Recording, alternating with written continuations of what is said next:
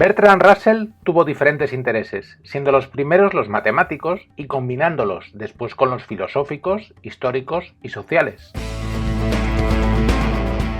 La evolución filosófica de Russell fue compleja, aunque ello no impide trazar las líneas principales del pensamiento del autor, ya que los cambios fueron debidos seguramente al miedo a llegar a vías muertas o congestionadas. Puede decirse que el único cambio radical que se produjo en la filosofía de Russell fue el que le hizo pasar del idealismo kantiano y hegeliano a una posición realista y a la vez analítica. Parece que llegó a considerar que el análisis lógico tiene la suficiente fuerza para resolver las incógnitas en la teoría del conocimiento.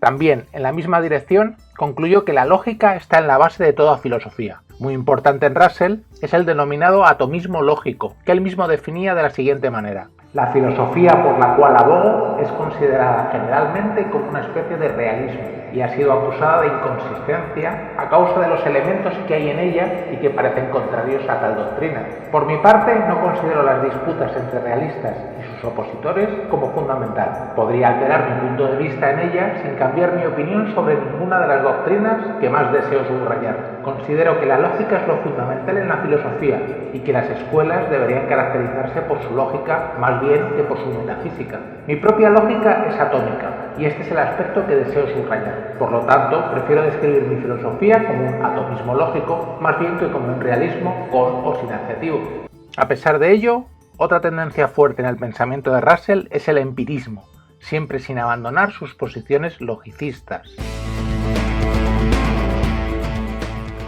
En cuestiones históricas, políticas y sociales, Russell fue igualmente una persona sujeta a una evolución constante, pero sin perder de vista un horizonte progresista. Era un hombre de indudable talante liberal, preocupado por las propuestas socialistas y muy crítico con todo totalitarismo.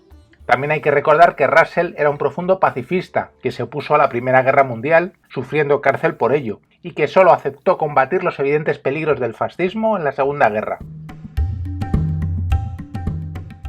En 1918 escribió Los caminos de la libertad, libro en el que trató de dar una explicación acerca del socialismo, el anarquismo y el sindicalismo. En el prefacio que escribió en 1948 para esta obra, ya en un momento muy diferente y siendo totalmente consciente de lo que era la Unión Soviética, reivindicó los postulados defendidos en Los caminos de la libertad para buscar formas socialistas menos autoritarias.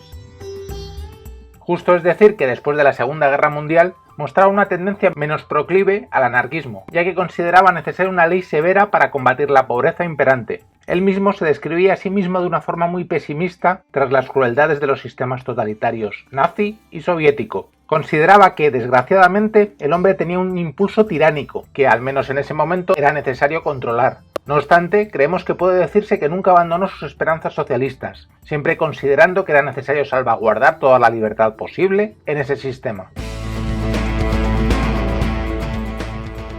Tal y como lo entendía Russell en Los caminos de la libertad, el anarquismo se oponía al Estado, a las fuerzas policiales y a las leyes penales, por ser los medios por los que una parte de la comunidad fuerza a la otra. Muy interesante en su descripción es el hecho de que el anarquismo no rechaza la idea de gobierno, siempre y cuando no sea expresión de una mayoría y sí de la totalidad. Heleno Saña señala en su Atlas del Pensamiento Universal, y tal vez de forma descontextualizada, que Russell considera los peligros de una situación de ausencia de Estado y de gobierno en la que se produciría una hegemonía de los fuertes sobre los débiles, algo que parece apartarle definitivamente del anarquismo. Habría que matizar estas palabras en función de la descripción anterior de anarquismo. ¿Qué consideramos gobierno y qué consideramos dominación? El Estado parece, por definición, ya alguna forma de dominación, y el anarquismo propone diversas formas de organización en la que el poder queda diluido. Comprendiendo los temores de Russell, hay que entender también las propuestas de un socialismo antiautoritario que pretenda salvaguardar el máximo de libertad individual, algo muy cercano a las ideas libertarias, que en cualquier caso nunca habría que observar de forma absolutista. De igual manera, hay que recordar que la manera amplia de entender la libertad del anarquismo es vinculándola estrechamente con lo social. Son los problemas de pretender dar una definición estricta y definitiva de un concepto de una ideología.